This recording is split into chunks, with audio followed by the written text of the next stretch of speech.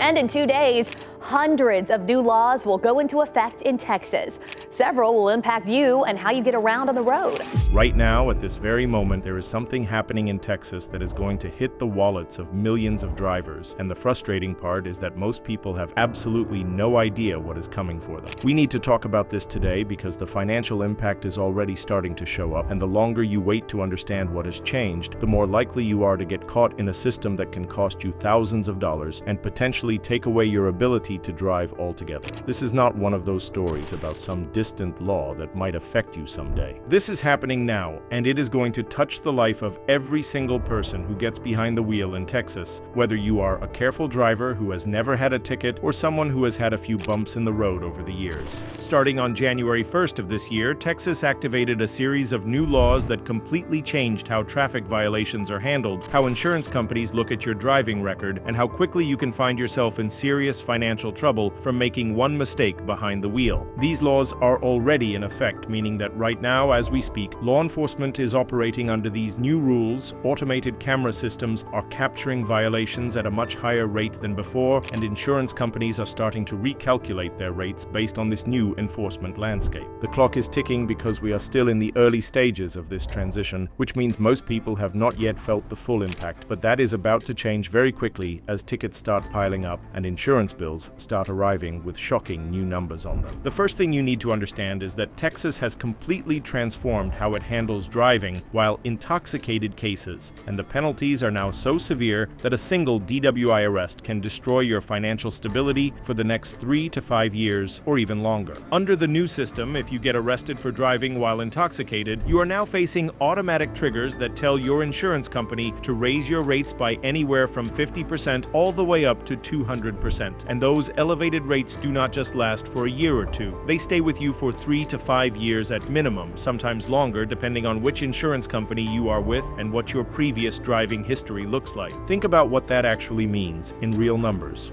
If you are currently paying $150 a month for car insurance, which is pretty average for a lot of Texas drivers, a DWI conviction could push that up to somewhere between $225 and $450 per month. Over the course of just 3 years, that is an extra $2,700 on the low end or an extra $10,800 on the high end, just in additional insurance costs, and that is before you even start counting court fees, lawyer fees, mandatory alcohol education programs, and potential lost wages if you lose your license and cannot get to work. But here is where it gets even more serious. Texas has also expanded the authority of law enforcement to execute blood draw warrants across county lines in drunk driving cases, which is a huge shift that most people do not know about yet. What this means in practice is that if you get pulled over for suspected drunk driving, the police can now get a warrant for a blood draw much more quickly than before, and they can execute that warrant even if you try to go to a different county or if you end up in a hospital that is outside the jurisdiction where you were initially stopped. This closes a loophole that some people used to try to avoid, where they would delay or refuse testing, hoping that by the time everything got sorted out, their blood alcohol level would have dropped enough to help their case. That option is basically gone now. If law enforcement suspects you are driving under the influence and they get a warrant, they are going to get that blood sample no matter where you go, and that evidence is going to be used against you in court. The system is designed to make it almost impossible to slip through the cracks. On top of that, Texas has implemented much tougher penalties for repeat offenders, and this is where people who have had previous violations really need to pay attention. If you already have one DWI on your record and you get arrested for another one, you are now looking at much longer license suspensions and mandatory jail time, not just fines and probation. The state is making it clear that if you have shown a pattern of driving under the influence, they are going to take you off the road by force, and they are going to make sure you spend time in jail where you cannot hurt yourself or anyone else. For someone who depends on their car to get to work every single day, this is not just an inconvenience. This is a complete disruption of your life. You cannot work if you cannot drive, you cannot take care of your family if you are sitting in jail, and you cannot rebuild your finances if you are dealing with all of these legal penalties at the same time.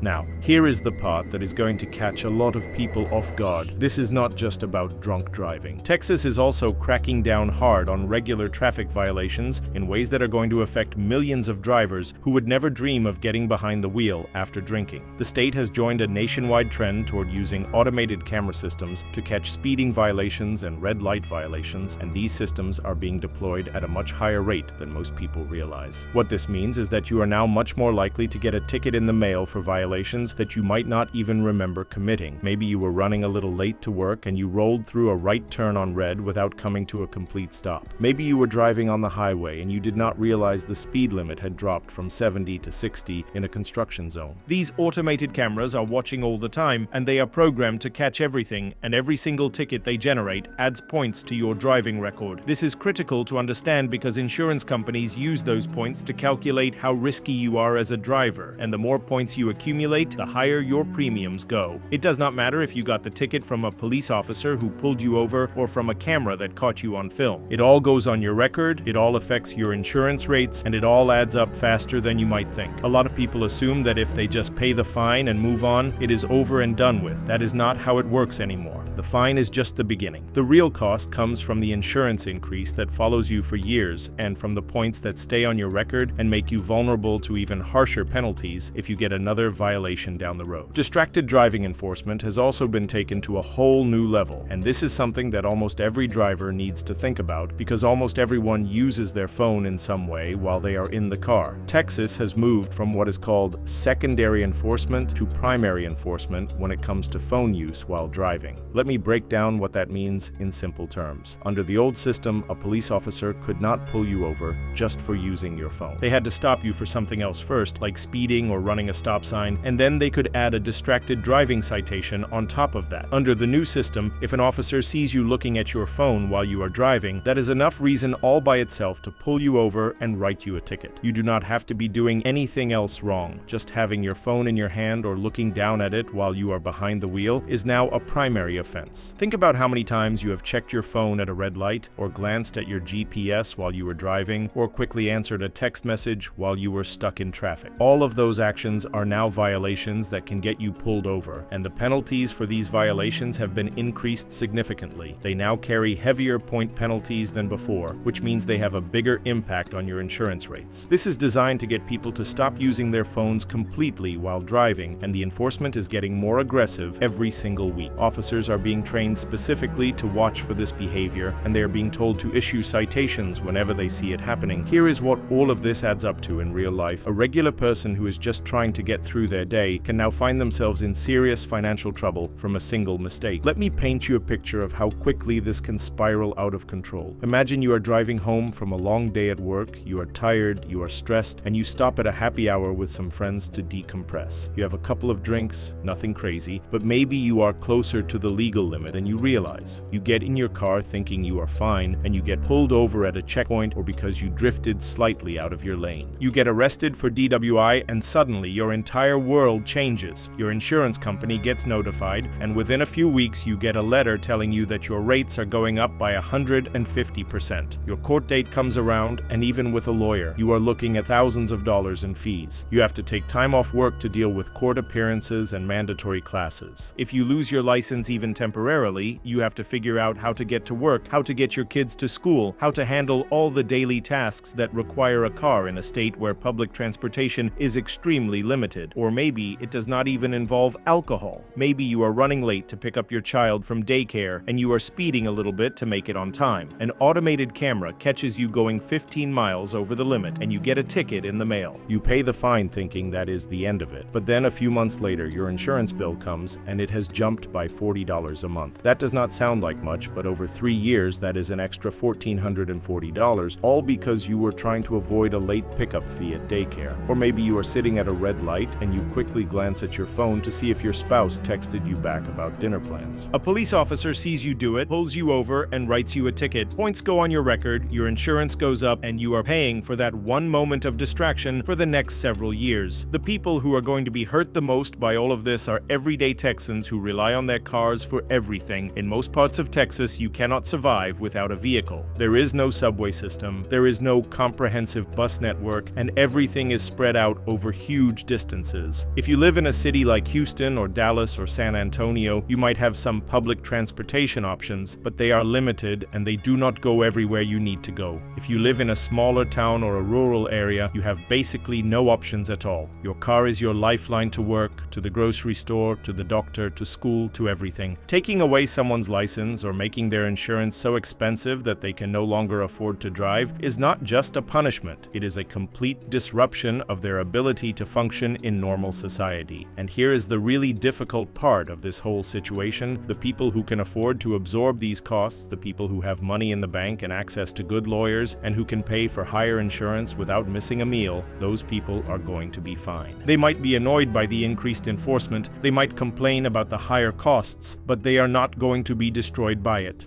The people who are going to suffer are the ones who are already living paycheck to paycheck, who are already struggling to make ends meet, who cannot afford to have their insurance suddenly double or triple. Those are the people who are going to have to make impossible choices between paying their car insurance and paying their rent, between keeping their license and putting food on the table. The intention behind these laws is not evil. Lawmakers and law enforcement genuinely want to make the roads safer. They want to reduce drunk driving accidents. They want to cut down on distracted driving crashes. They want to stop people from speeding through school zones and running red lights. These are all legitimate goals that most people would support if you asked them in the abstract. Nobody wants to share the road with drunk drivers or people who are texting while going 70 miles an hour. The problem is that the way these laws have been designed and implemented, the financial penalties are so extreme and the enforcement is so aggressive that regular people who make honest mistakes are getting caught in a system that can financially cripple them for years. So what do you actually need to do right now to protect